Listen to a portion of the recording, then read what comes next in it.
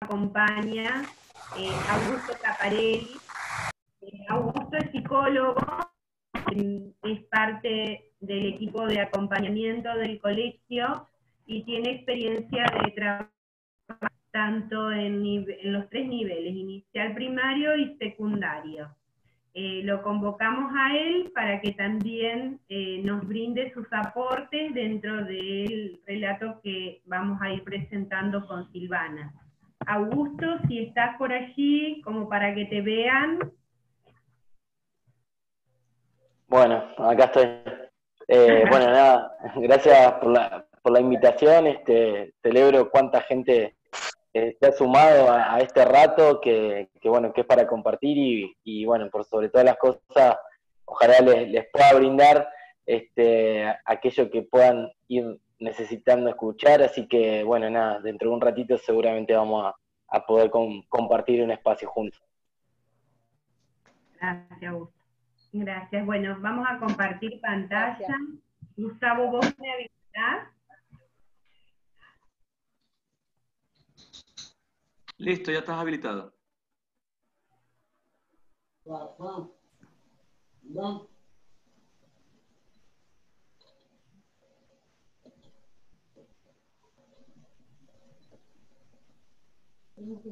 Bien.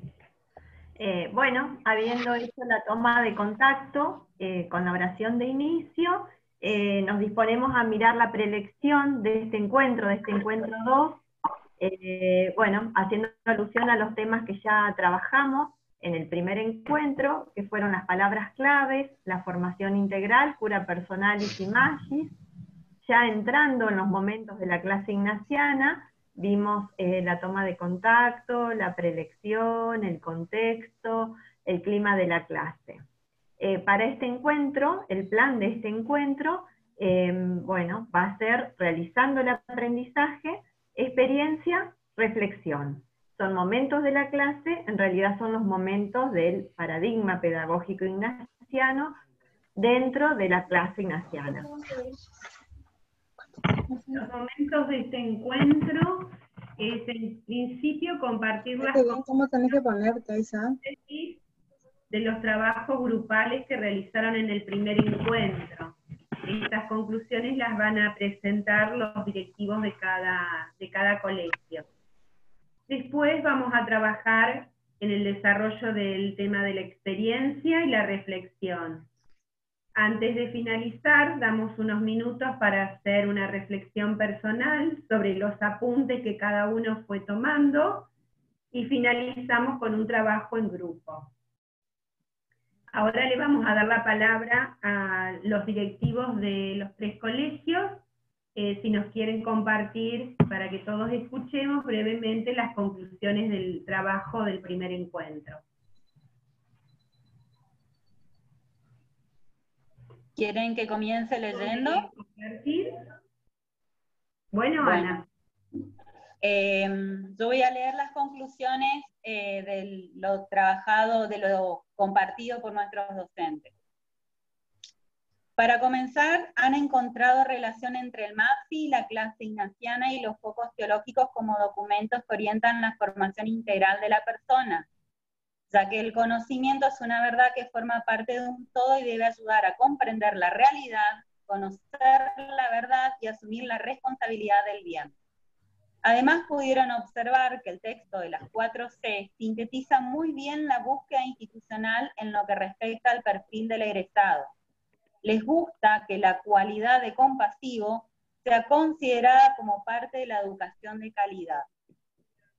Todos los integrantes de la institución que han participado de esta capacitación reconocen los diferentes momentos de la clase ignaciana, algunos de ellos porque ya lo venían trabajando, el documento preparado por el colegio, y otros lo hacían sin saber que eran parte del modelo pedagógico ignaciano. Los documentos presentan una sistematización de muchas acciones que se realizan habitualmente durante el desarrollo de las clases, para los que los tienen incorporados y también para aquellos que no lo tenían en cuenta, es decir, todos lo ven como, a estos documentos como organizadores y sistematizadores. En cuanto al contexto y al clima, También son elementos considerados importantes a la hora de interactuar con los alumnos, porque los contextos también cambian con el tiempo y es necesario que la reflexión sobre la propia práctica sea cotidiana, permitiendo ajustar la metodología cuando no funciona. Para algunos, es algo que se da y se puede propiciar fácilmente, ya que en el colegio hay un sentimiento de familiaridad y conexión con el alumnado y su entorno. Se puede conocer a las familias de los alumnos y saber cuándo ellos están pasando un momento difícil, para generar un espacio donde expresarse, ser escuchados, y esto ayuda a que se sientan mejor e inclusive puedan mejorar su rendimiento académico. Aparecen muchos docentes el concepto del clima del colegio como un clima familiar. Algunos docentes se mostraron interesados por las cualidades que constituyen la educación de calidad, que si bien no son novedosas, son objetivos reconocidos institucionalmente, que es algo que nosotros esperamos que alcancen nuestros alumnos. Ahora observaron que siempre es importante volver a recordarlo, es decir, volvemos a la gana de volver sobre lo trabajado, la repetición tan propia de este modelo. Aparece la idea de que si cada uno de nosotros comprendemos y nos apropiamos del modelo pedagógico, veremos que el mismo, más que un modelo pedagógico, es una herramienta para la vida, ya que posibilita la inclusión social en forma plena e íntegra, pudiendo abrir puertas y crearlas donde no las hay, para acompañar a los estudiantes en su formación integral que implique su participación activa, positiva y compasiva con vocación ciudadana en una sociedad compleja que requiere de personas competentes y conscientes de su condición co-creadora, personas con la facultad de construir un mundo más humanizado, en armonía y equilibrio con la naturaleza desde el modelo ecológico. En relación a la pandemia, muchos vieron como un gran desafío llevar este modelo a la virtualidad, a un archivo Word o a una clase de Zoom, pero siempre pensando en la clase en buscar la formación integral. Y en cuanto a los preceptores, ellos al trabajar los documentos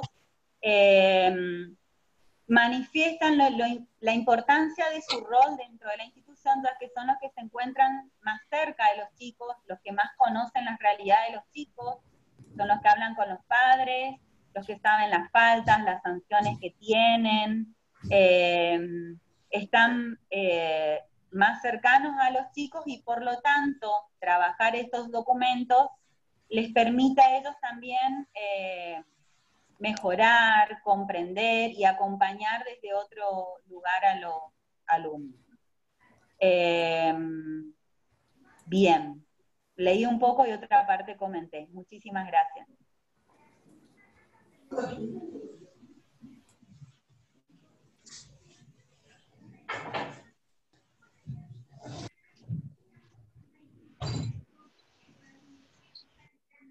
No sé qué colegio sigue, Misericordia y Tati. No sé si están.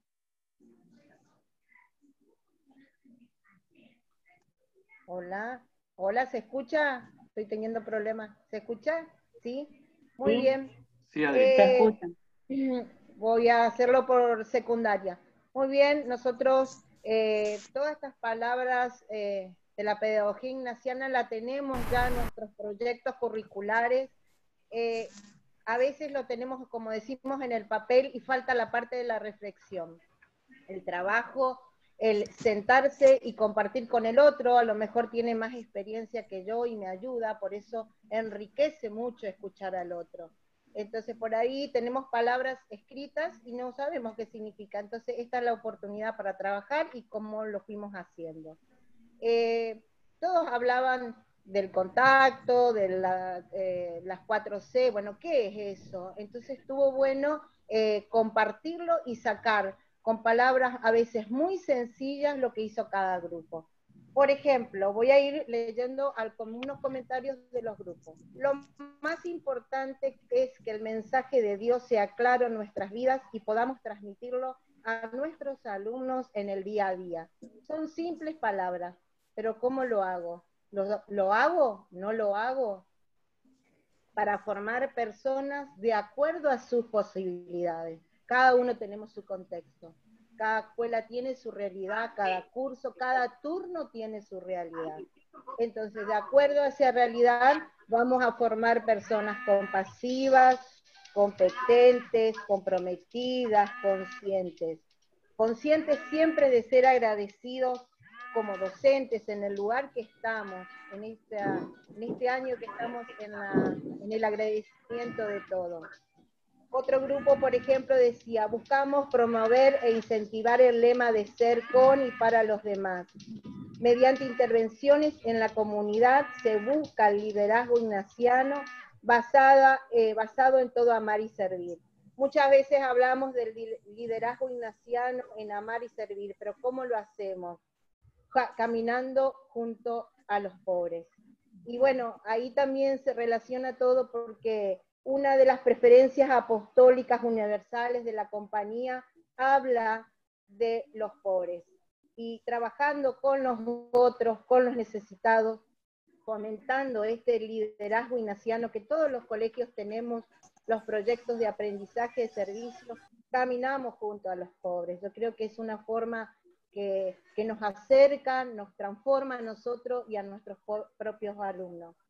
Otro grupo comentaba, el objetivo general es propiciar el diálogo entre fe, ciencia, razón y cultura. Reto propio del reto que nos toca hoy y nos llama al desafío de educar en Cristo, más en estos tiempos.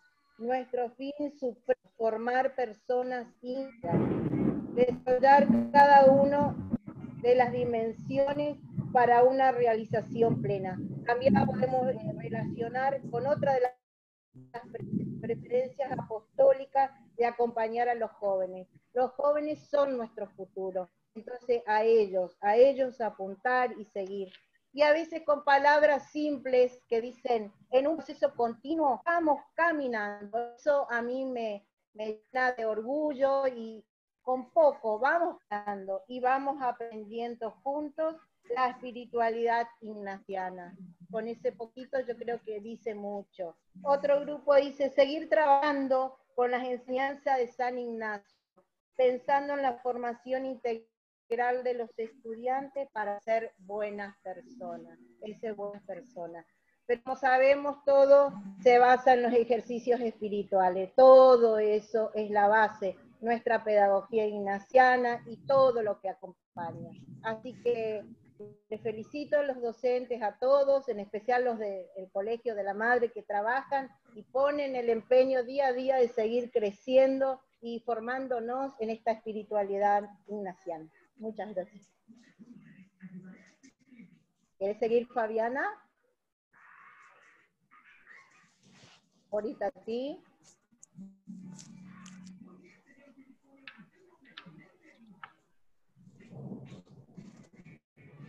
Fabiana, ¿estás ahí?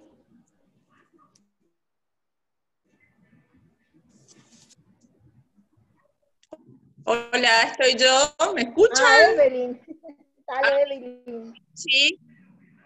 Perdón, bueno, voy a tratar de ser breve por si se me corta porque estoy desde el celular.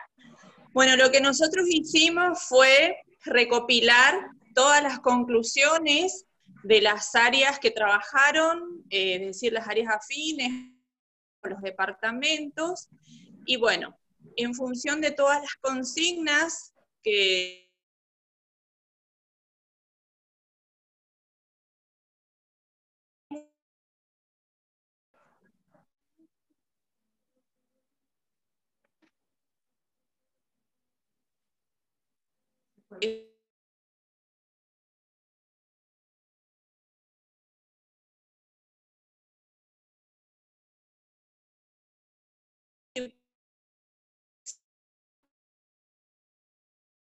en realidad cómo estamos trabajando con cada uno de los departamentos en función de esto, ¿sí? Entonces, la primera premisa es el autoexamen. ¿Estamos preparados como docentes para generar un aprendizaje integral? ¿Somos capaces de vivir y obrar desde el carisma ignaciano? La segunda premisa nos dice, reconocimiento y aceptación. ¿Somos capaces de reconocer nuestras debilidades? ¿Cómo trabajamos con nuestros alumnos la superación de sus debilidades? La tercera premisa es la responsabilidad.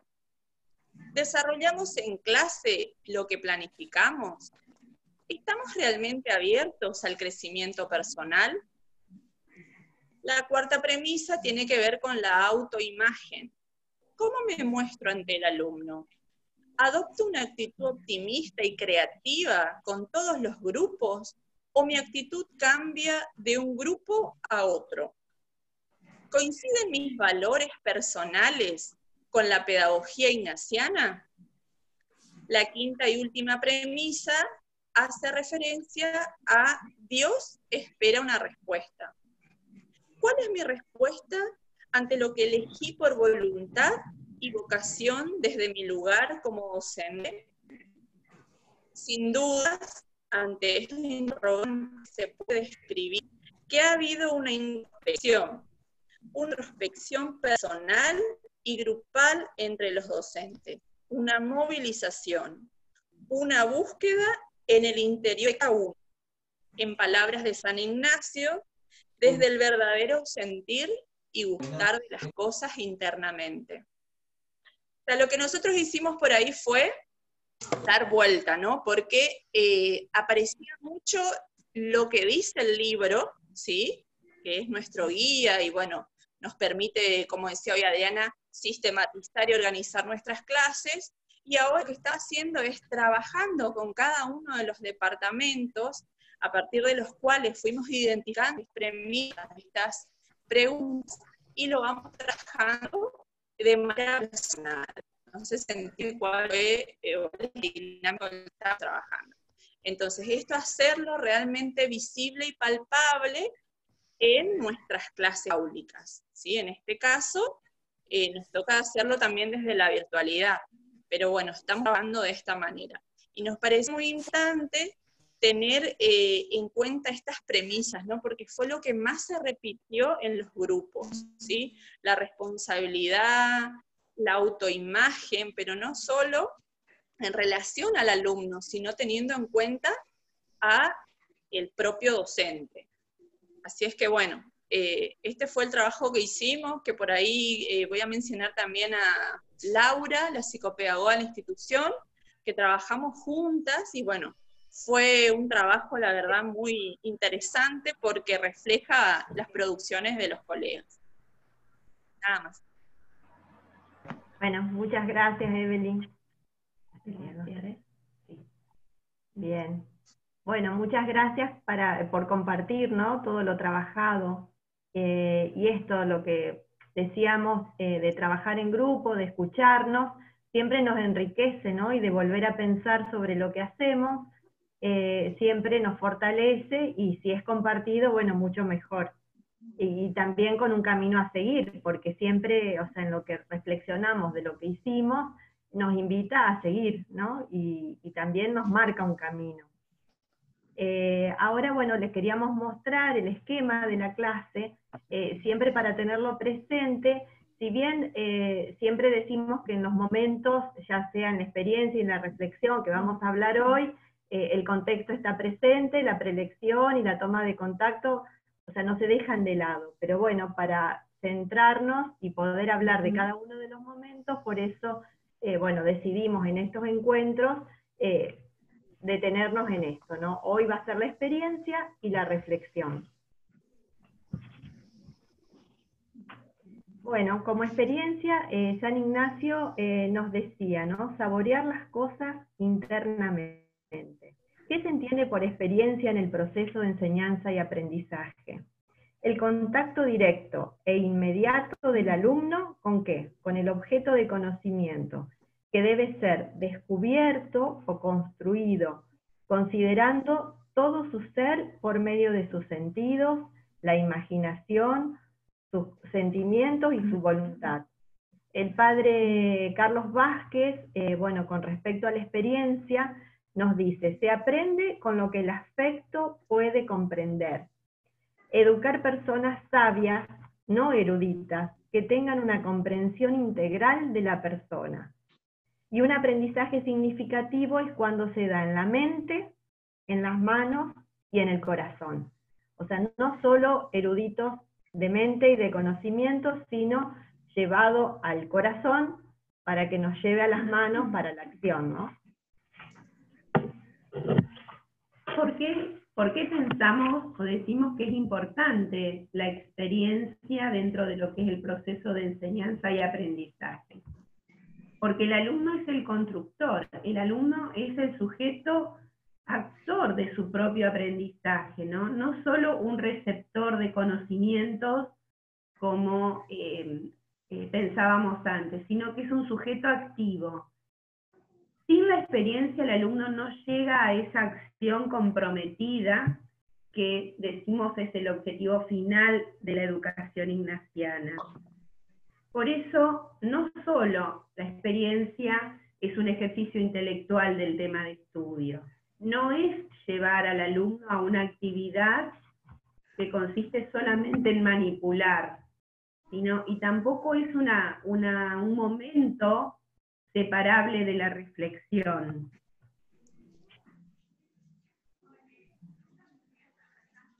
Bueno, por eso nos preguntamos, con ejemplos concretos, cómo llevar al alumno a la experiencia en el aprendizaje.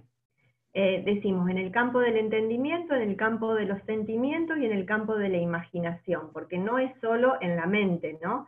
En la mente de hacer, bueno, con los contenidos, de adquirir contenidos conceptuales, sino donde participe la participación integral de la persona del alumno. Entonces, en el campo del entendimiento decimos con debates, discusiones, cuestionamientos, desequilibrios conceptuales para agudizar su curiosidad y motivarlo para trabajar en el tema que debe aprender. Objeto de estudio que va a ser descubierto o construido. Preguntas que lleven a los alumnos a darse cuenta de lo que ya conocen respecto al tema de estudio para que puedan confrontarlo con lo que están estudiando o con lo que ya han estudiado previamente. Guías, fichas, cuadros de clasificación, recursos audiovisuales que lleven a la búsqueda de conceptos, datos, leyes, personajes, circunstancias, acerca del tema de aprendizaje. Siempre hablamos de un aprendizaje donde el alumno es activo, es el centro de su accionar, ¿no? No recibe de parte del docente, sino que el alumno hace. En el campo de los sentimientos, llevar a los alumnos a recordar su propia experiencia y seleccionar lo que es relevante para el tema que está en estudio, favorecer la experiencia y manipulación directa de fenómenos y situaciones que están relacionados con el tema que se está estudiando, diversas preguntas y tiempos de silencio que ayuden al alumno a identificar sus reacciones afectivas frente al tema de aprendizaje. Tiempos para que los alumnos compartan sus reacciones afectivas. Y en el campo de la imaginación, simulando y dramatizando situaciones, ejercicios diversos de creatividad, proyección de situaciones, comunicación no verbal, en laboratorio. Siempre pensando, como decíamos antes, en un alumno que construye su conocimiento, ¿no? Ahora, bueno, lo vamos a invitar a Augusto, para que él nos hable desde el campo de la psicología. Vemos por qué es importante la experiencia para el aprendizaje del alumno. Así que le damos ahora paso a Augusto. Vamos a compartir su presentación. A ver. Bueno, antes que nada, bueno, darle la bienvenida a todos los que están ahí escuchando y mirando y capacitándose en este ratito, que bueno, viernes, seguramente no será por ahí con la lluvia y los mates y todo eso que anda ahí circulando, no será una mala propuesta charlar un ratito sobre esto. Así que, bueno, nada, invitarlos a pensar el tema de experiencia desde el lugar donde yo puedo, digamos, compartir con ustedes, que es como psicólogo, por ahí creo que la experiencia, y más en esta etapa del desarrollo evolutivo de los alumnos que ustedes tienen dentro del aula, es fundamental, ¿no es cierto? Porque justamente ese vivenciar que se tiene en lo cotidiano, en cada situación de aula, en cada situación personal, en cada situación familiar, justamente termine haciendo quizás lo que después termine movilizando lo que sería la reflexión y la toma de decisión. Entonces, es un tema muy, muy lindo, muy amplio, que voy a tratar de desarrollarlo de manera simple y concreta para no marearlos, pero que tiene un montón de aristas. Entonces, bueno, siempre la experiencia aparece de la mano de tener en cuenta que los alumnos reciben dentro del colegio, bueno, sus indicaciones teóricas, ¿no es cierto? Y entonces ahí es donde considero que de alguna manera la experiencia viene a ser el objetivo a cumplir, el objetivo a tener en cuenta, y la teoría tenerla en cuenta como la meta, es decir, las metas siempre yo las planteo desde la perspectiva de que nos dan lugar a plantear la ruta de trabajo, a que nos muestre el camino por medio del cual vamos a poder cumplir un objetivo. Entonces, en esa teoría que nosotros le presentamos a nuestros alumnos, tenemos que caer en la cuenta de que nos va a dar lugar a que, según cómo lo presentemos, según cómo lo propongamos, y algunas de las herramientas recién Silvana y Elba nos las proponían, nos va a permitir justamente llegar al objetivo final, que es que los alumnos puedan experienciar, que puedan sentir de alguna manera, vivenciar de alguna manera todo lo que esa teoría o ese intercambio con el docente le va a permitir sentir en lo emocional, en lo anímico, en lo psicológico. Y entonces, en ese ámbito, la experiencia aparece como una gran instancia motivadora. ¿Por qué? Porque justamente cada una de las unidades que va a desarrollar el docente, cada tema que va a tocar, va a movilizar determinados puntos de interés del alumno, y en ese vivenciar nosotros lo que vamos a hacer es despertar la llama, poner en marcha el motor, para que justamente lo que podamos lograr es que el alumno se involucre con su aprendizaje, que realmente encuentre la motivación necesaria para que esto que estoy aprendiendo tenga un sentido, que no sea simplemente el de poder aprobar una materia o cumplir con lo que el docente me pide, o simplemente con lo curricular que tiene que cumplimentar la materia. Entonces, al generar motivación, yo lo que logro es que de alguna manera todas las funciones simbólicas puedan ponerse en el primer plano. Es decir, lo simbólico tiene que ver con la capacidad de imaginar, con la fantasía, con el hecho de poder crear, es decir, esa capacidad creativa que todos tenemos, y si de alguna manera no la vemos movilizada, no nos vemos empujados a ponerlo en marcha, difícilmente aparezca y difícilmente lo podamos llegar a concretar. Y entonces, bueno, de alguna manera nos da lugar a pensar en la capacidad creativa que tienen nuestros alumnos. Entonces, en ese vivenciar, nosotros lo que vamos a lograr es que a través de la experiencia podamos realmente despertar la creatividad de nuestros alumnos, y como yo les decía recién, poder involucrarse en lo que están aprendiendo, en lo que están haciendo. Y en esto, por ahí ahora con la experiencia de trabajar con los alumnos de manera virtual, ahora está muy de moda la teoría de trabajar con la clase invertida. Entonces el alumno es el que recibe la información, la recibe, la procesa, y de alguna manera después interpela al docente en esto de, bueno, a ver qué entendió, cómo lo entendió, y desde el lugar del alumno yo poder acompañar el proceso de aprendizaje del alumno. Entonces acá, de alguna manera, lo que da lugar a eso es justamente a que la creatividad aflore, y justamente nos da lugar también a pensar en que el hecho de que el alumno se vuelva creativo, el alumno se apropie de los contenidos y de los conocimientos, le va a dar la posibilidad de dar un paso próximo en el aprendizaje.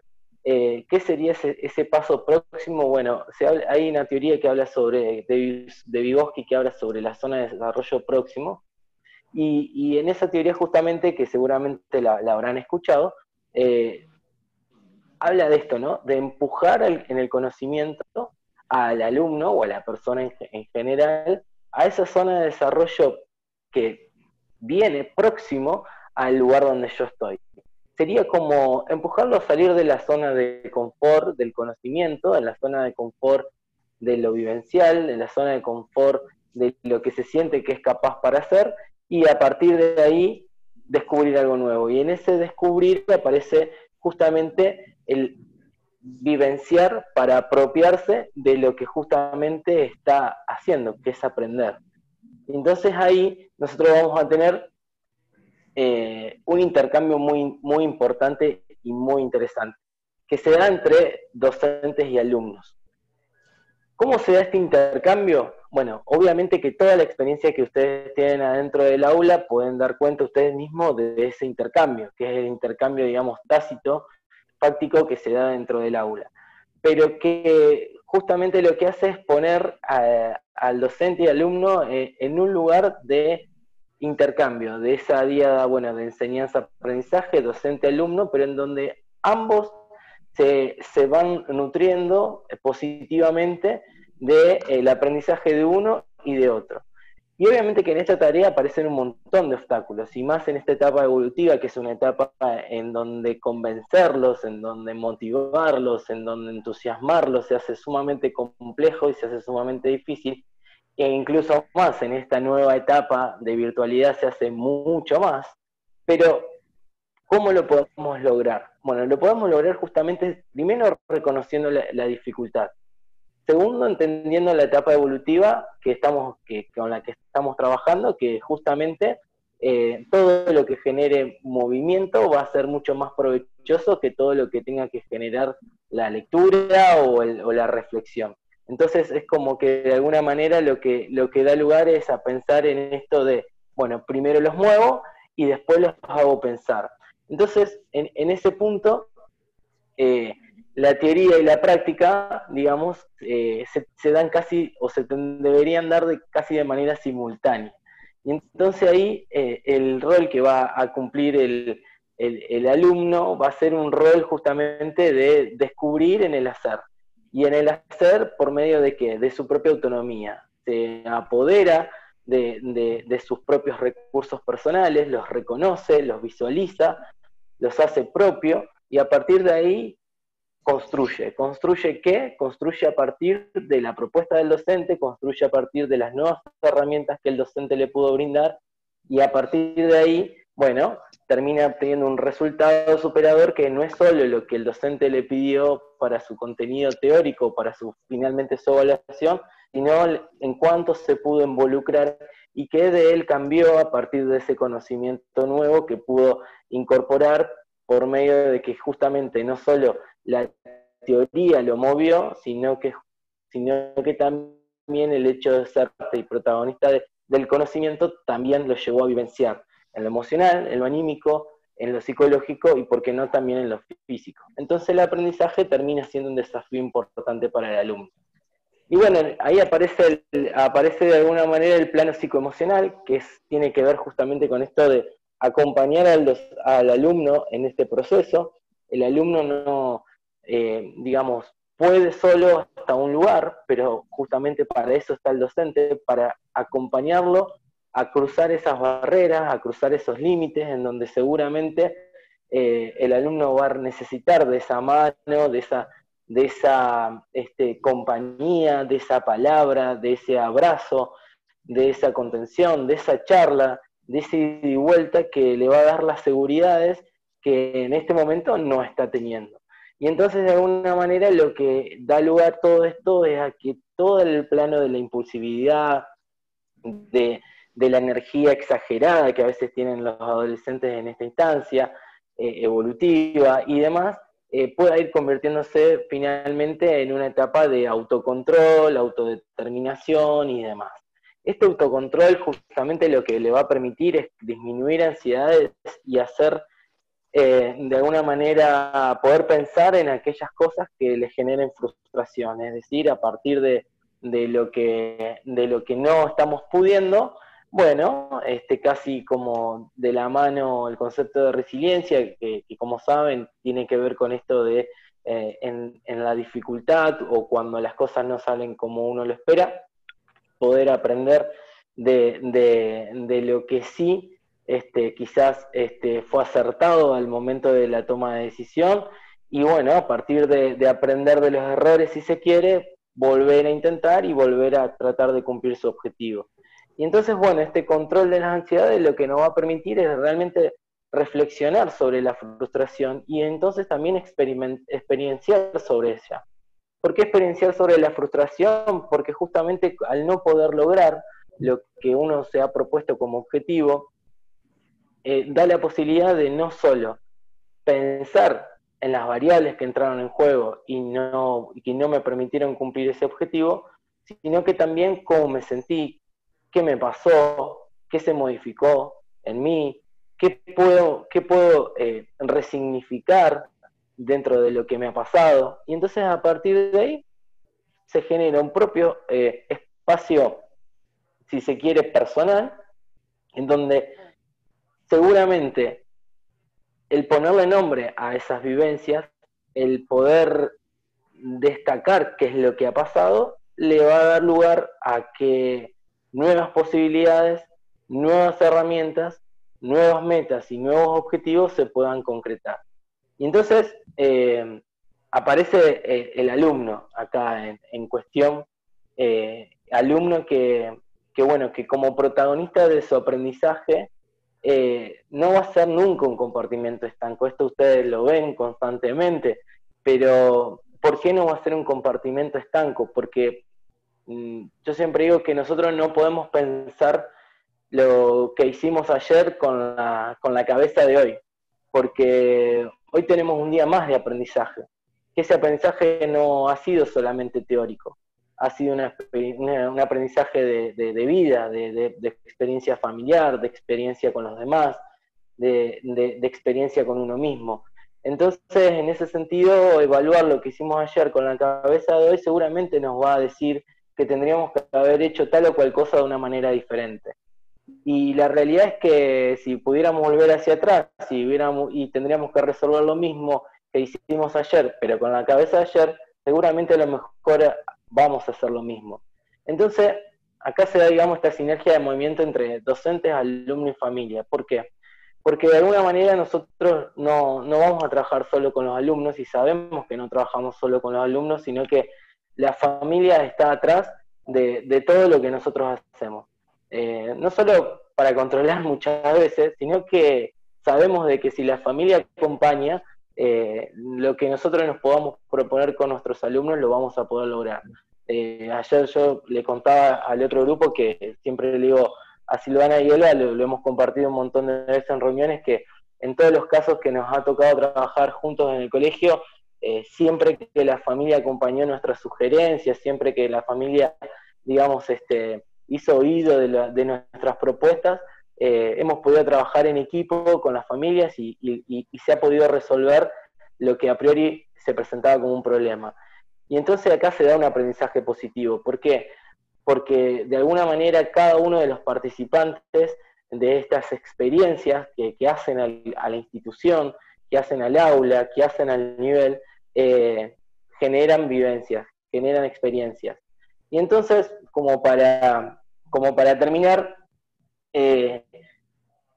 les propongo pensar la experiencia como un todo parcial, en el cual, si bien esto se va a convertir en el protagonista de determinados aprendizajes, el camino común a transitar será bajo un sentido común, donde cada actor interviniente justamente lo que va a hacer es hacer caso a esa demanda motivacional y tenerlo en cuenta que en cada etapa, teniendo en cuenta que en cada etapa del aprendizaje va a tener su desafío, va a tener su experiencia, va a tener su vivencia, y que justamente el gran desafío que se tiene como docente es que todo alumno es único y repetible, y que a veces pensamos que no podemos tratarlos a cada uno en su singularidad, pero siempre que nos conectamos con ellos, que empatizamos con ellos, lo estamos tratando a cada uno como único y repetible, y lo estamos tratando a cada uno en su singularidad. Aún cuando tengamos 30 alumnos adentro de un aula o 20 alumnos adentro de un aula. Sabemos de cada uno qué es lo que le pasa, a dónde tenemos que apuntar, y si no, el desafío es justamente poder conocerlos para poderlos ayudar. Entonces, bueno, como para terminar, creo que la experiencia tiene un montón para darnos, tiene un montón para enseñarnos, y tiene un montón para experienciar, para disfrutar. Y que en ese vivenciar, cualquier conocimiento que se quiera transmitir, cualquier conocimiento que nosotros le querramos brindar a nuestros alumnos, sea teórico, o sea espiritual, o sea vivencial, seguramente va a cumplir con el objetivo que nosotros nos vamos a proponer en ese momento. Así que bueno, nada, esto era un poco lo que tenía para mostrarles o para proponerles, así que nada, les agradezco, y si quieren hacer alguna pregunta, obviamente que quedo a disposición si hay tiempo, obviamente. Bueno, gracias Augusto, y sí, si alguien, bueno, quiere hacer algún comentario o alguna pregunta, bueno, yo me quedé pensando en esto del tiempo, ¿no? Y de preguntarnos si damos tiempo para la experiencia, si le damos tiempo al alumno para que piense sobre su experiencia, ¿no? Y en qué momento, porque como decía Augusto, ya el día después como que ya pasó esa experiencia, ¿no? Como, bueno, esto que hablábamos del tiempo de silencio, el tiempo de pensarse. Si alguien quiere hacer algún comentario, alguna pregunta, Augusto, bueno, está dispuesto, disponible, y si no, bueno, continuamos y dejamos las preguntas para después, como ustedes también, bueno, decidan.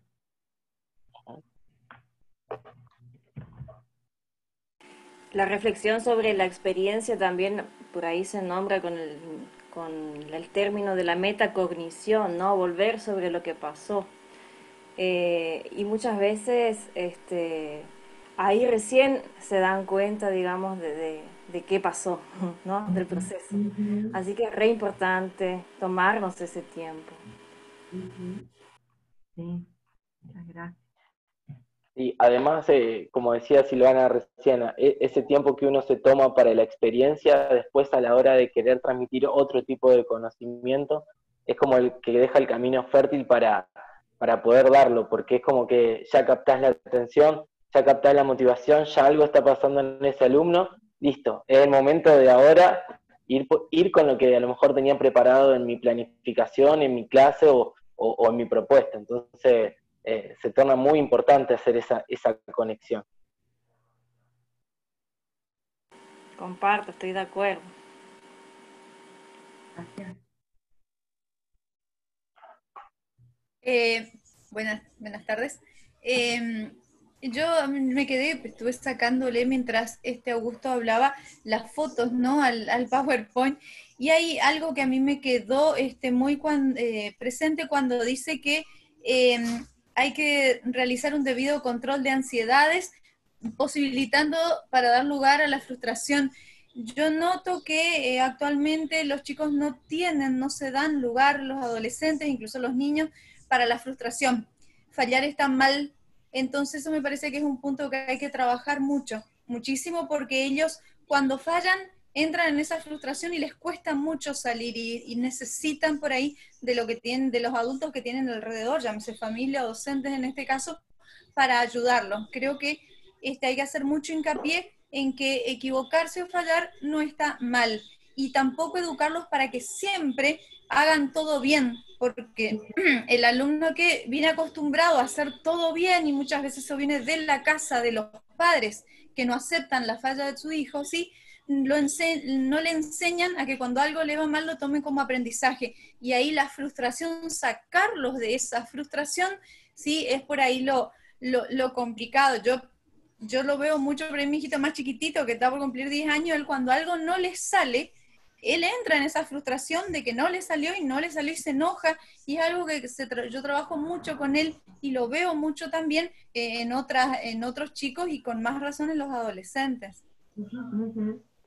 Sí, por Sí, ahí, si me ujú. permiten, como papá y como educador también, he visto que hay algo que tiene que ver también, que toda la sociedad está girando en contra de la frustración. Es decir, no hay aprendizaje para la frustración. Y pasa, y recién se lo decía a mis hijos y también en un momento en clases, el hecho de los videojuegos, y aquí se va a salir en cuenta la edad. Cuando yo era flaco y tenía pelo, estaba Mario Bros. Y Mario Bros tenía 3 vidas. Se te acabaron las 3 vidas, fallaste, ya, moriste, a comenzar de nuevo. Se apagó el Nintendo, no importa dónde quedaste, no había memoria RAM para retomarlo. Entonces, los videojuegos de ahora tienen vidas eternas, te salvan, te curan, puedes comprar. Entonces, la tarjeta de crédito en los sitios más chetos de los papás disponen de los dólares para comprar moneditas para que el avatar del hijo viva. Entonces, es toda una cultura que va a favor de una persona que no está generando una personalidad sólida, porque la vida no es así. Y es algo que hay que recordar siempre. La vida es idas y venidas, altos y bajos, y hay que también aprender a vivir y a tener una experiencia linda y cultivar la resiliencia, como le decía Augusto, a partir de la experiencia de la frustración. ¿Puedo agregar algo? Permiso. Sí, Ana. Gustavo decía, y bueno, hablaban de la experiencia de la frustración. La otra vez escuchaba al padre Olaizola y él decía, no solamente hablaba de la frustración, sino que también hablaba de aprender a amar los días grises, la cotidianidad, ese día sin sal ni sin azúcar, digamos, que no es frustrante, pero que tampoco está lleno de emociones, que es lo que nos permite transitar para en algún momento llegar al éxito. Y bueno, es importante que ellos puedan reconocer los momentos difíciles, las frustraciones, los días grises, y el valor también que implica, o lo que implica llegar a una situación exitosa, digamos, el valor que eso tiene, que es gracias a que hubo frustración, gracias a que hubieron días grises, hoy podemos estar acá disfrutando de esto. Bueno, eso quería agregar. Sí, iba a hacer un aporte y quizás se enriquece un poco con esto que dice Ana y también con lo que decía Eliana y Gustavo.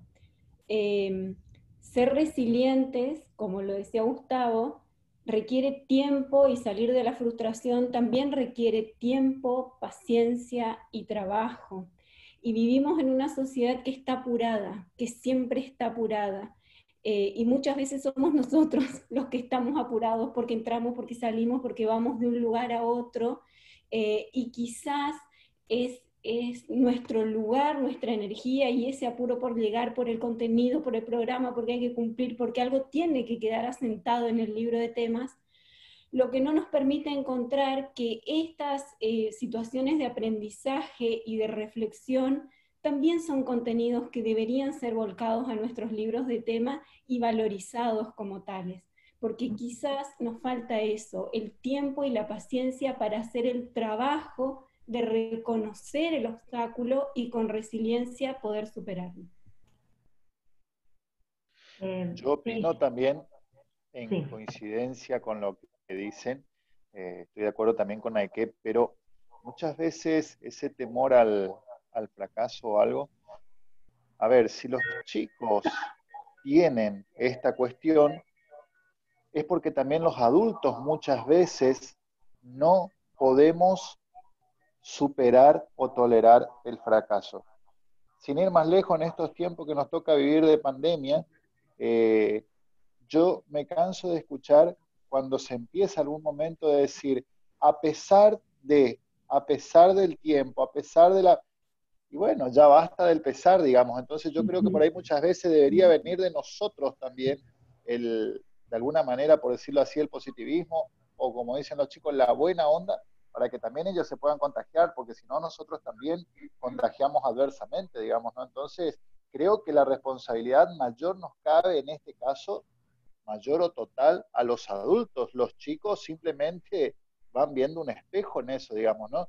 Entonces, digo, si uno tendría que desterrar la palabra a pesar, nos mata un montón de discursos, no sabemos cómo empezar.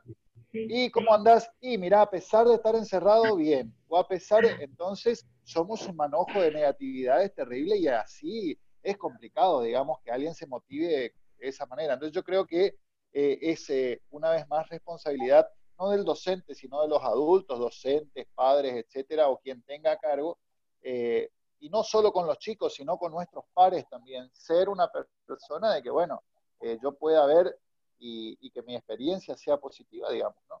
Así que, bueno. La palabra construye una realidad. Así es.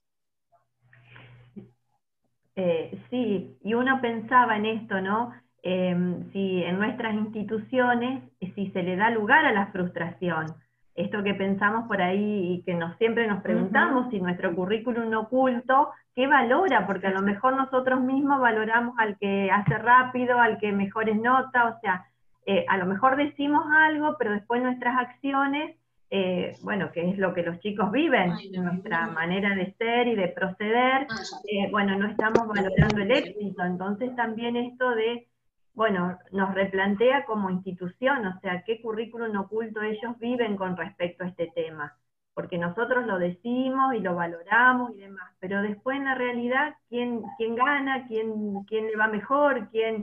Bueno, ¿a quién ponderamos? Bueno, también es preguntarnos, ¿no?, en esto. Y el a pesar, sí, sería bueno ver el vaso lleno, sin saber, o sea, viendo lo que falta, seguro, siendo consciente de que el vaso le falta algo, pero bueno, estar contentos y tranquilos y valorar el vaso lleno, no solo detenernos en la parte vacía, ¿no? Sí. Y esto de encontrarle el sentido a la experiencia, ¿no?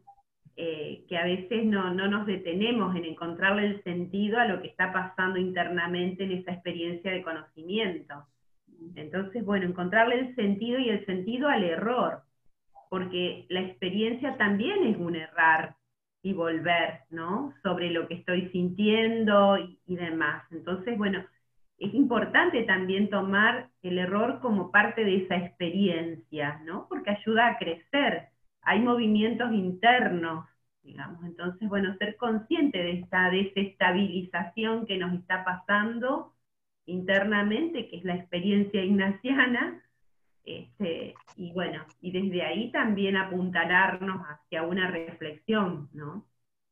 Y por eso decimos por ahí que no es pérdida de tiempo y que debería Claro. estar en los libros de temas, y es así, Sí. porque es enseñar, o sea, es una enseñanza, y bueno, también replantearnos qué hacemos nosotros frente al alumno que se equivoca, o sea, qué palabras usamos, porque yo siempre digo, cuando el docente le dice, trae para que te corrija, ya de antemano está diciendo que está equivocado algo, o sea, que lo tiene que corregir. Entonces digo, por ahí hay palabras que habría que desterrar, porque uno, si se pone a pensar qué significa, bueno, no, o sea, es el camino, es lo que pudo hacer hasta este momento, y bueno, vamos a ayudarlo de acuerdo a su proceso de metacognición también. Él solo se tiene que dar cuenta qué es lo que le falta y cuál es el camino a seguir, ¿no? Pero bueno, no sé, Augusto, por ahí el tema este de la frustración, si los ayuda a crecer, ¿no? O debe pasarla, o cómo ayudarlos a enfrentar esto, o a que se produzca la frustración también. Y bueno, sí, bueno, superarla. de hecho, digamos, no es un tema fácil justamente, y más en esta etapa evolutiva que, como decían recién, ¿no? Es una etapa donde hay muchos movimientos que son físicos, que son hormonales, y entonces se va más rápido de lo que incluso la sociedad propone como rapidez. Pero yo creo que digamos, como una receta a poder tener ahí a manos para este tipo de situaciones es, primero, acompañar.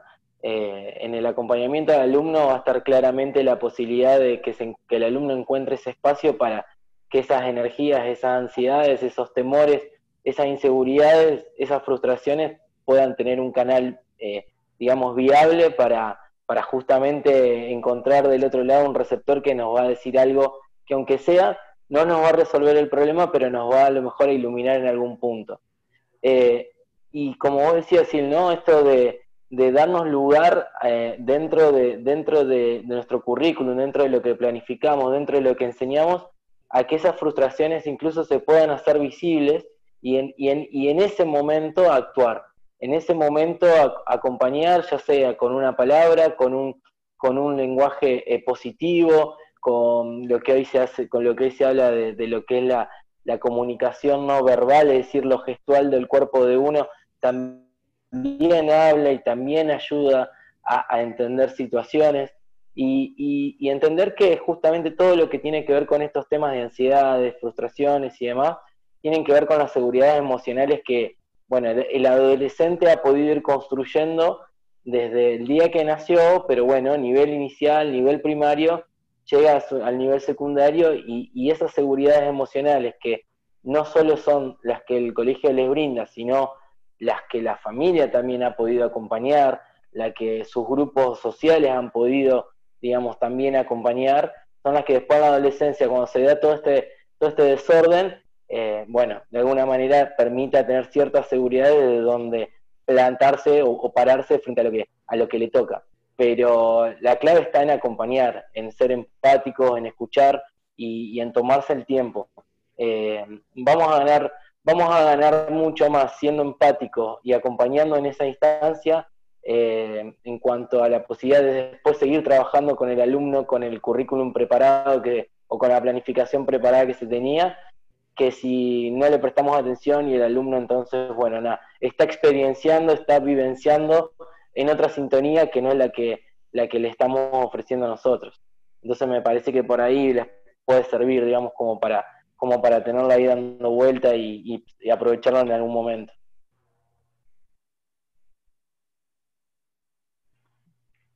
Bueno, gracias, Augusto. No, al contrario. Augusto nos sigue acompañando, así que después si surge alguna inquietud o algún comentario, también lo podemos hacer después. Si les parece, continuamos.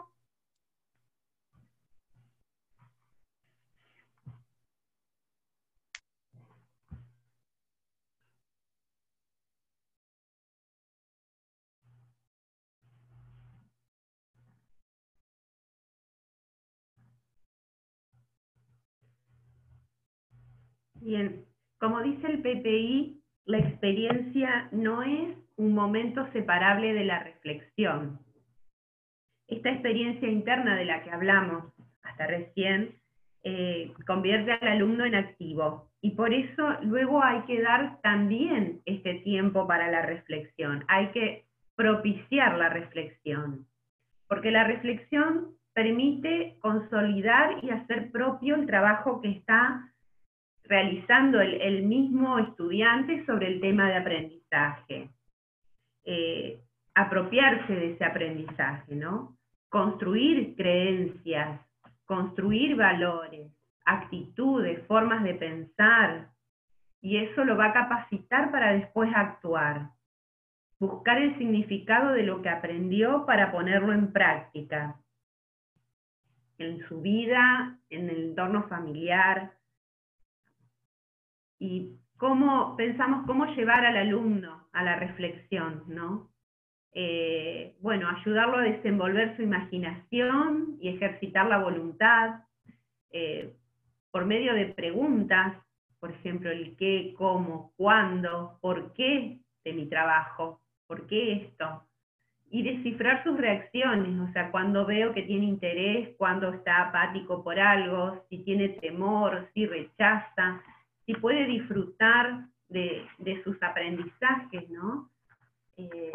Preguntarse también sobre las implicaciones o influencias que tiene, consecuencias de esto que está estudiando con respecto a sí mismo, como decía Augusto, qué consecuencias para él mismo, para la sociedad, y bueno, y siempre pensando en aquellos, en los más pobres y los más débiles, ¿no? A los que nos debemos también. Por eso usar preguntas, usar recursos como preguntas, a veces cuadros o mapas conceptuales o guías, también propiciando un momento de reflexión personal durante la clase y luego esa puesta en común, donde también allí va creciendo, escuchando el aporte y las reflexiones de sus pares, haciendo debates, donde cada uno va a justificar ese punto de vista anclado en valores, ¿no? Ayudándolo a pensar en esos valores que sostienen su punto de vista y cómo esto está relacionado con la sociedad y cómo implica al resto, ¿no? De su familia, de sus pares, en la sociedad en la que vive, haciendo estudios de casos también, y también dramatizaciones, ¿no? Donde ahí se implica de lleno la experiencia y después pueden realmente hacer un proceso de reflexión. Por eso la reflexión, decimos que le da el significado a lo que está aprendiendo y lo ayuda a buscar esa verdad con sencillez, con humildad y con paciencia. Reflexionar partiendo de la realidad para actuar sobre ella, ¿no? Es una forma de comprometerse también para la acción. Y ahora ayudarlo a ver que ahora que aprendió esto, ya su interior ya tuvo una transformación, y que ya no va a ser el mismo, y que esto tiene una implicancia y significa que tiene que cambiar algo en él, ¿no? Y cambiar para actuar en la sociedad, para actuar en el exterior.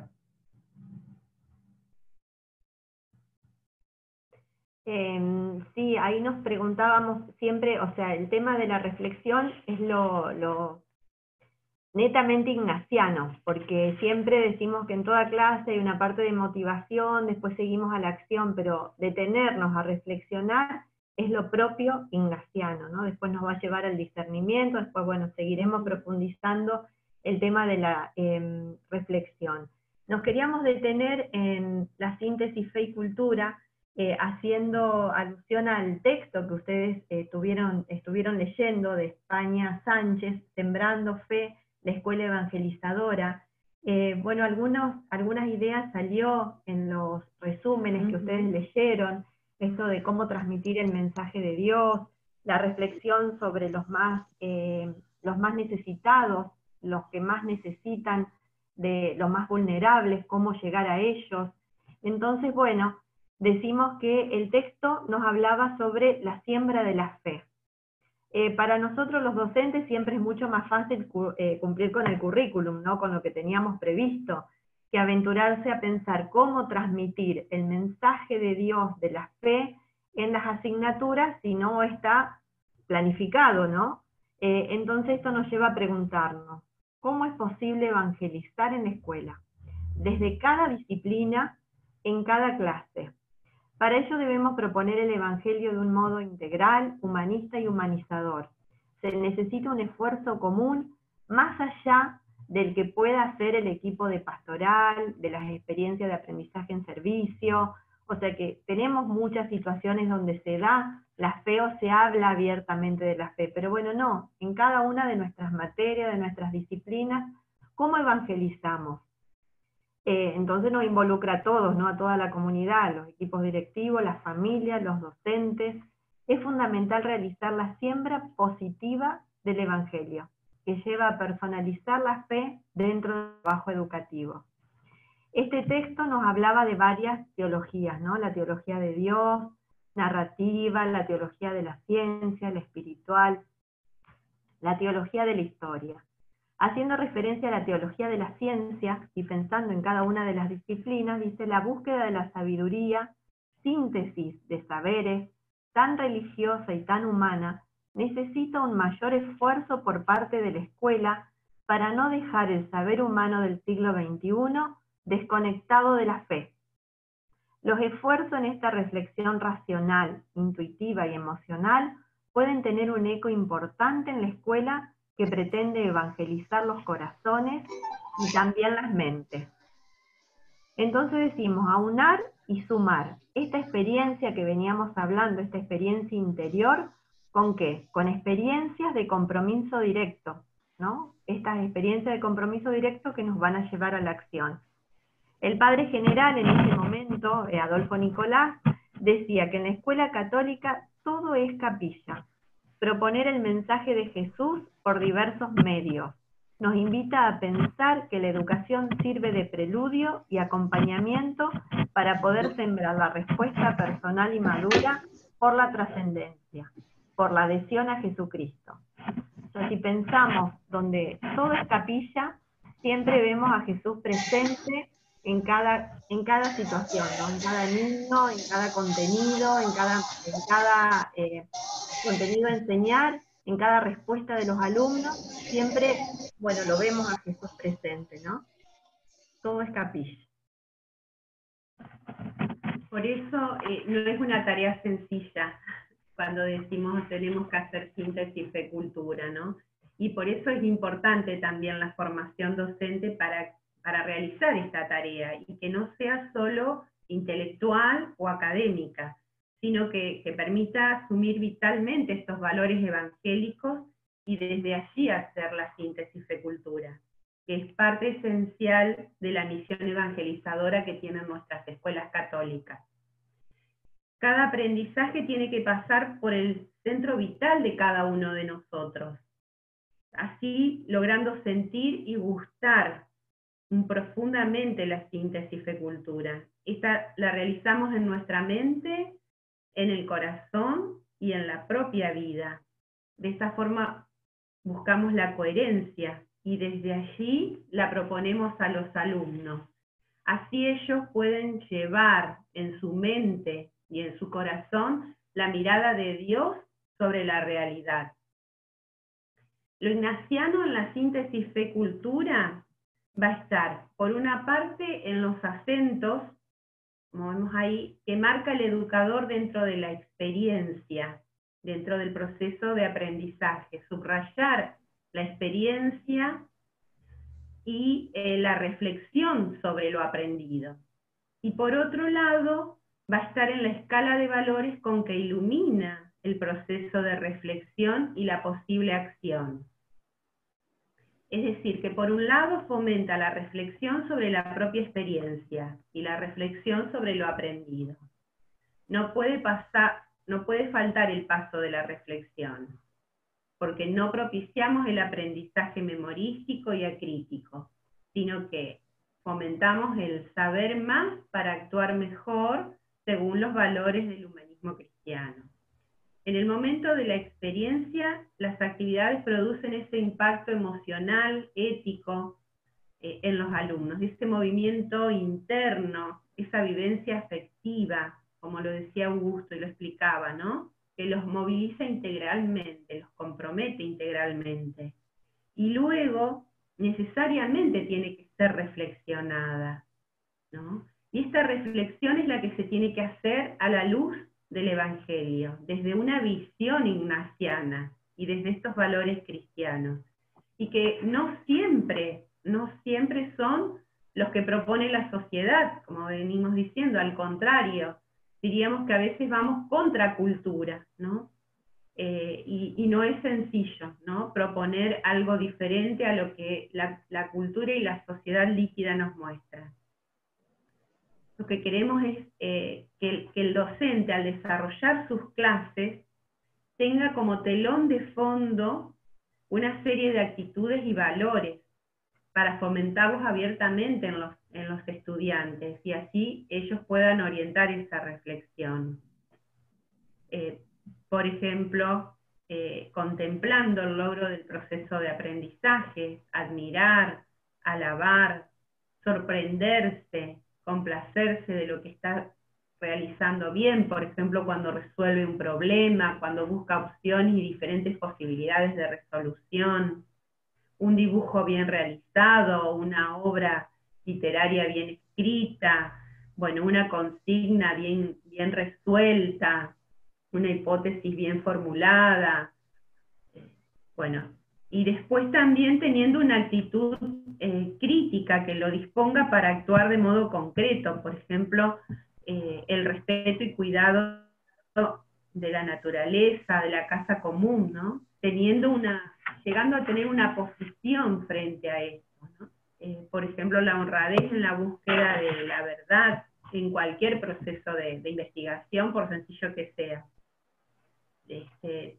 tiene que ver también con la formación integral que proponemos, ¿no?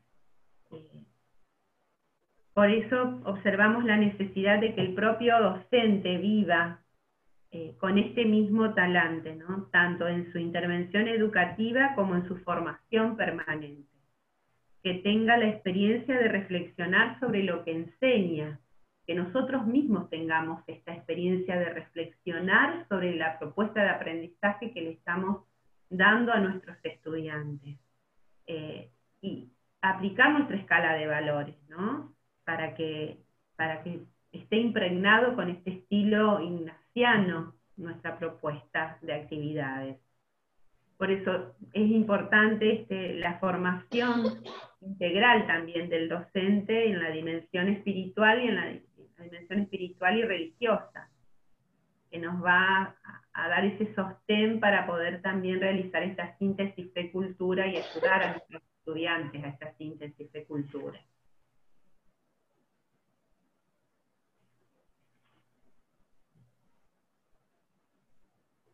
Bien. Y nosotras, bueno, llegado a este momento del encuentro, habíamos pensado estas preguntas de reflexión personal, ¿no? ¿Qué aspectos sobre la experiencia y reflexión me aportó este encuentro? ¿Cómo repercutirán en mis clases? ¿Qué modificaciones implementaré? ¿Modificaciones? O bueno, o seguiré fortaleciendo, ¿no? En mis clases.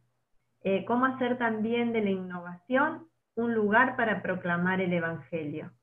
Creo que creemos, bueno, como un desafío, ¿no? Sobre todo en este momento, de seguir proclamando el Evangelio en el medio que sea y que nos toque. En este momento será una clase Zoom o un archivo Word o, bueno, el medio que fuese, cómo seguimos o cómo tratamos de proclamar el Evangelio. Estas, bueno, son reflexiones y preguntas personales. Si alguien quiere hacer alguna pregunta en este momento, después tenemos el trabajo grupal, que, bueno, después verán cuándo lo puedan realizar, porque vemos que el tiempo, bueno, siempre nos damos este tiempo, en realidad, nos regalamos un tiempo de compartir con ustedes y bueno, por ahí este trabajo, después de trabajo en grupo, verán, organizarán cuándo lo puedan realizar, ¿no?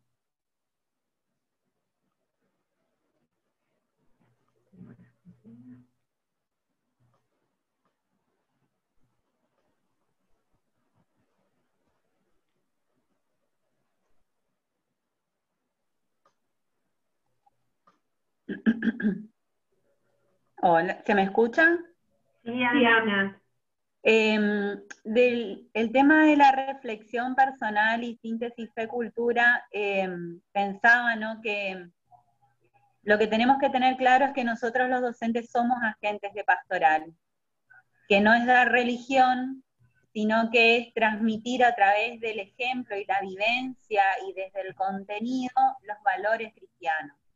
Si nosotros, por ejemplo, trabajamos los valores humanistas, por ejemplo, de las obras clásicas, estamos trabajando síntesis fe-cultura. Creo que hay que repensar por ahí, no es dar clase de religión, sino, bueno, desde mi trabajo, de mi materia, de lo que me toca, bueno, yo doy 2 materias que se prestan para esto,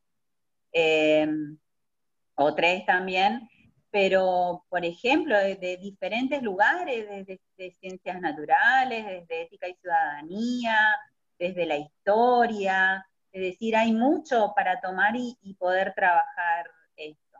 Bueno, este es mi humilde aporte en función de lo que estaban hablando. Gracias. Yo, no sé si me escuchan, por ahí me quiero detener un poquitito, no solo en el desarrollo de las clases, que por supuesto son muy importantes, sino en reflexionar en esos momentos que son tan críticos o tan álgidos para los alumnos, que son en las mesas de exámenes, donde por ahí la frustración se siente más a flor de piel, ¿no? Y nosotros como docentes, desde la reflexión, y teniendo en cuenta la experiencia de todo lo que fue ese proceso formativo, ese proceso en donde fue mi alumno y yo tuve esa posibilidad de enseñarle y demás. Después por ahí, en la mesa de examen, no da lo que yo esperaba, ¿no?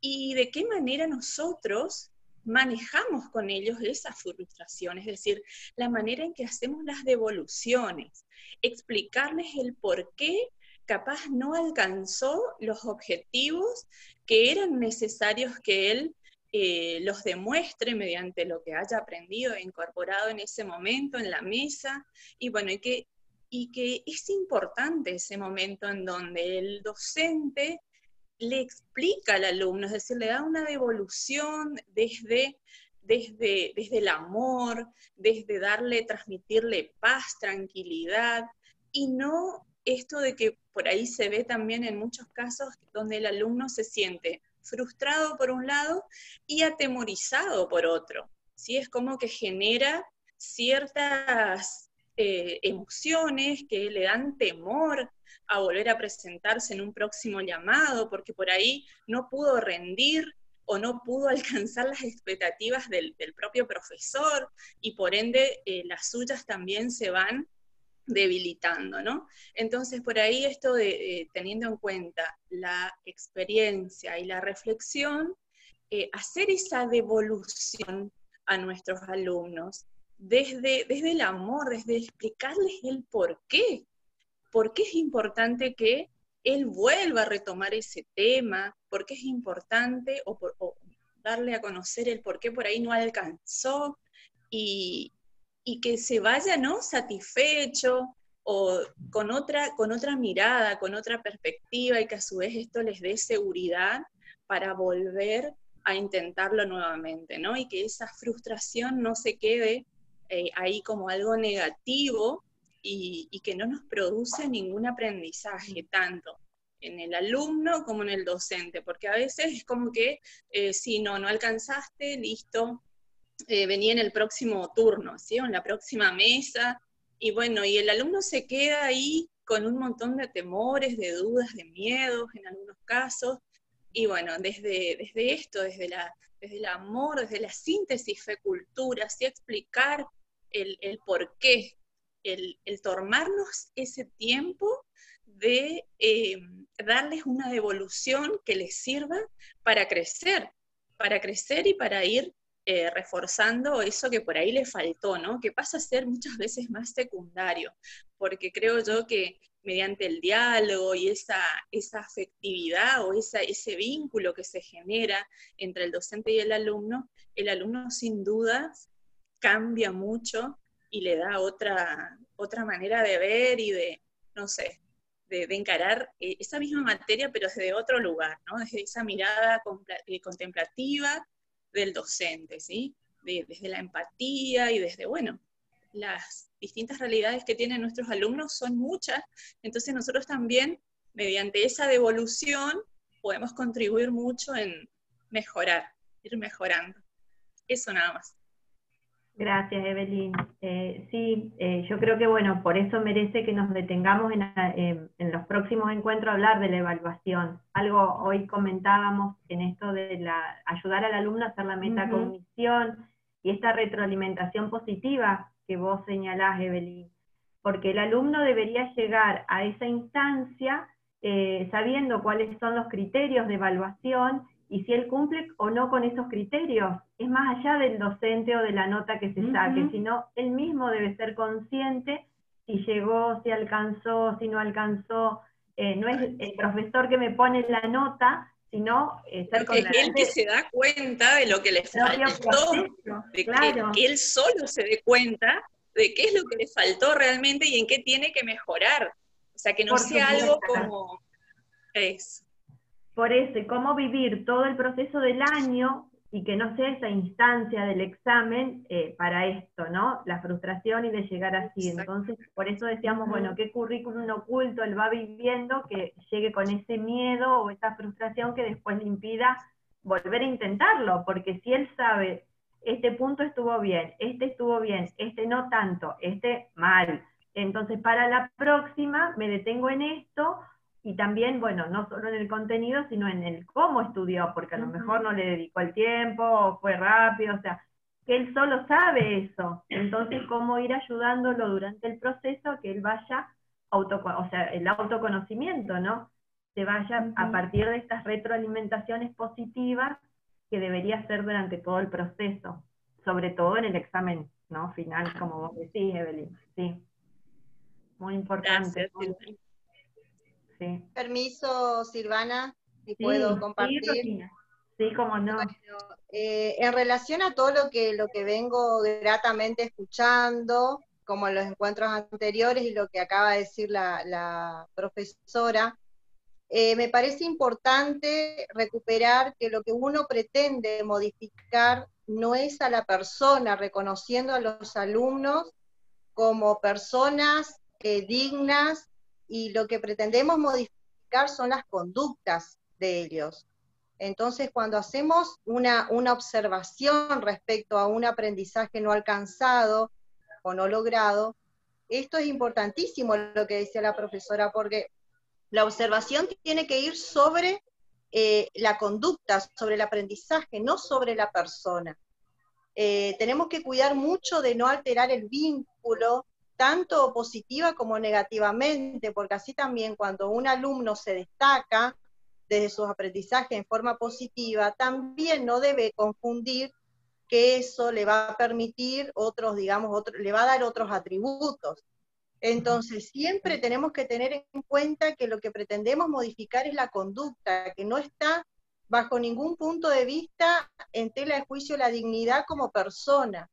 Entonces, en ese sentido, la evolución siempre va a ser amorosa, va a ser empática, va a ser comprensiva, y podemos incluso empezar a fomentar las virtudes, ¿no? Estuve escuchando mucho lo que mencionaba de fe y cultura, y me parece que la integración de eso podría ser fomentar y recuperar las virtudes que tanta falta hace y que tanto se ha dejado de lado en este último tiempo, ¿no?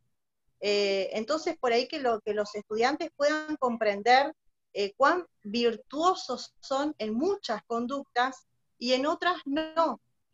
Pero, insisto, no poner en tela de juicio la condición de la persona, sino que, bueno, lo que hay que mejorar o modificar son los resultados de algunos comportamientos o conceptos. Eso nomás por ahí para reflexionar.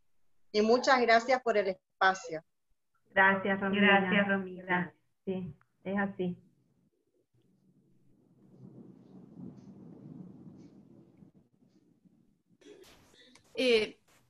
Yo pensaba, mientras estaba escuchando, qué importante que el primer paso de nuestra pedagogía ignaciana sea la contextualización, ¿no? Porque si uno no realiza realmente esta contextualización, en este caso de la realidad de cada uno de nuestros alumnos, probablemente no pueda llegar a este análisis reflexivo que todos estamos exponiendo. Yo hay algo que, así como Evelyn decía, una cosa complicada a veces son los exámenes, yo veo mucho que suele suceder, y esto viene de la familia, la eterna comparación entre los hermanos. Por ahí hay un hermano mayor que fue abanderado, entonces el más chico debe alcanzar ciertos parámetros, ¿sí? En relación a lo que llegó el hermano, y eso también es un punto que yo por lo menos siempre trato de trabajarlo, ¿no? Todos tenemos diferentes capacidades, y por ahí si el hermano, el hermano mayor, el que era abanderado, se sacó un 10 por ponerle un número, y el más chico se sacó un 6, ese 6 a mí me vale como un 10 porque es el mayor esfuerzo que él pudo dar. Sí, claro. El otro por ahí, para el otro sacarse un 10 fue fácil. Entonces, también por el tema de la frustración, todo es importante conocer a veces estas realidades que a los chicos les hace muy mal esa eterna comparación que hay con los hermanos, y bueno, por ahí los que estamos hace un poquito más de años en el colegio nos ha tocado desde los 4 hermanos o los 3 hermanos, y se va viendo mucha esta realidad. Por eso, qué importante es siempre comenzar por esa contextualización, ¿no? Sí, así es, sí. Es el primer paso y es fundamental. Sí, también por eso decíamos cuando hacíamos esa contextualización, desde qué lugar, desde qué mirada, ¿no? Cómo ver, decíamos. porque a lo mejor también como docente nos pasa de que a lo mejor es el hermano y tenemos la idea del hermano mayor que se ha portado re mal y decimos, bueno, uy, sos el hermano de, también nos pasa, ¿no? Entonces, ¿cómo contextualizar con esa mirada amorosa, ¿no? Desde dónde también, como docentes, ¿no? También. Bueno, nosotros queremos respetar el tiempo que habíamos acordado, ya nos hemos excedido 1 minuto, pero bueno, era bueno también escuchar los aportes de ustedes. Queda pendiente el trabajo en grupo. Nosotros podemos proyectar aquí las consignas, pero después pienso que cada directivo, Adriana, se mandó. Silvana, nosotros tenemos y subimos a la Classroom del colegio, así que si es por nosotros ya estamos. Nosotros también. Bueno. Ya están organizados. Sí. No sé, sí, ya está subido, ya está todo subido también, sí. Perfecto, bueno. Entonces, bueno, de nuestra parte, agradecerles infinitamente este espacio que nos dan. Agradecerles, bueno, a ustedes por la generosidad del encuentro con nosotros, por favor, muchísimas gracias. Y Augusto que nos acompañó. Augusto que nos acompañó. A Gustavo que siempre está ahí firme con toda la parte técnica. Y sobre todo a ustedes, Elba y Silvana, que siempre desde la experiencia nos ayudan a ir formándonos a todos, ¿no? En esta pedagogía ignaciana que tanto nos gusta y bueno, creo que nos hace falta estos momentos de capacitación y encuentro. Gracias. Y seguimos aprendiendo juntos porque bueno, en esto siempre hay algo para descubrir. Nuevamente gracias. Muchas gracias. Gracias a todos. Gracias a ustedes. Gracias. Chao. Muchas gracias. Gracias Buen a todos fin de los semana. Buen descanso. Bien merecido. Fin de semana largo. Disfruten. Gracias a todos. Ya se ha pasado la tormenta. No, sí está linda la tormenta para dormir ahora. Claro, sí. Aprovechen. Bueno, nos vemos el mes que viene. Muchísimas gracias.